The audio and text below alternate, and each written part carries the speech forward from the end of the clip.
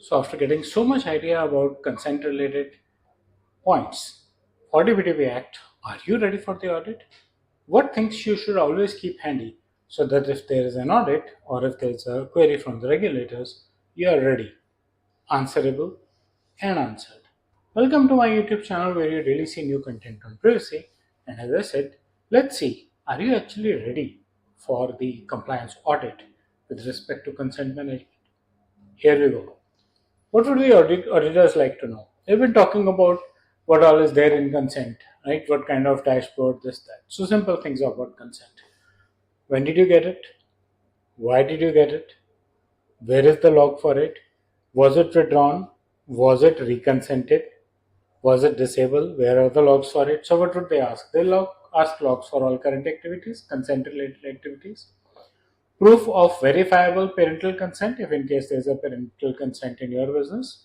Audit trails when, how, where, what kind of way the consent was taken. When I say what way, then it could be what app was used. Was it mobile, desktop, form, physical, through an app, whatever way it is.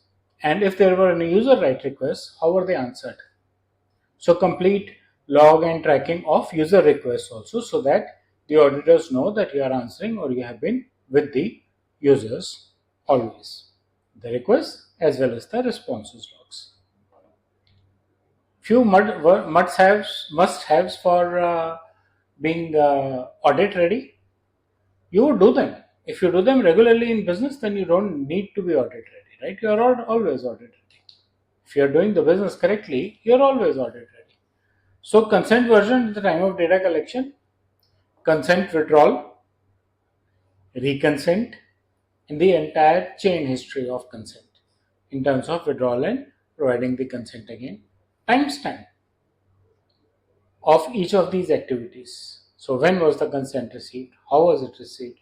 What was the user ID used? Measure of consent, which is how was it received in the sense that was it like through an app interface or a web page, cookie based, whatever it is. What are the API calls and how are they moving around for collecting consent or consent related actions? So you need to be careful. You should document properly your approved consent policy with the dates. Now, when you say dates on policy, when was the policy created? When was the policy approved? And when was it effective from? Any changes in between, the purpose of the change, and from what date the changes were effective from. Consent request templates that you create for each of the platforms, the list of the processors and the vendors with whom you share the data. Why are you sharing the data? Are you sure that they are compliant? So the moment you say a processor or a vendor, then you are responsible for their compliance also. So all the things that you are documenting for yourself, they need to be documented for them also. To begin with, data processing agreement itself, right? Whether you even have a proper agreement with them with respect to processing personal information collected on your behalf. User education campaigns. What all you did to educate the user who has provided your consent. How are you sure that it's a free consent given by choice and not obtained without choice or not obtained?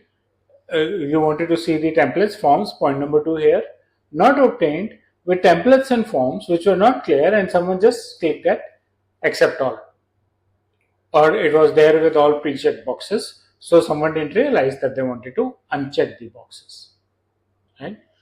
What should be the review frequency of consent internal audits? Maybe quarterly at least.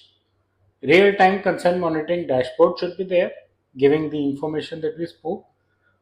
We spoke yesterday also that a user ID should be there and the user himself should be able to access and see consents, their withdrawal, their reconsenting at the change of age, reconsenting at the change of purpose, or end of a purpose and start of another purpose. Review your user interfaces also annually and make sure that both these things and all the audit findings are in line with the legal requirements. And finally, conduct mock drills. At least once in a year, do a mock drill. Audit readiness checklist. You should have logs ready for at least last 3 years. They should be retained securely with you. Consent end user request interactions. How did you make sure consent was proper? How did you make sure that the user request with respect to consent was answered properly? So are they matching? Consent withdrawal details. And as I mentioned earlier also, internally you as an organization, externally your vendor, are you aligned? Are you taking care of the compliance properly? So these are the four important things that you should always be ready with. So design your system. I go back to privacy by design. Design your system in such a way that these things are always available with you. You don't need to wait for an auditor to come and ask and then you start searching for them, right? Make sure that they are available. When I say keep your log securely, it means role-based access and encryption, right? So be careful about it. Need any help? Let me know. My number is there on the playlist, on the channel, on the video, all of them. My email ID is also there. And if you like the content of this video, please press the bell and the like icon, subscribe to my channel, and share your feedback in the comment section. Thank you.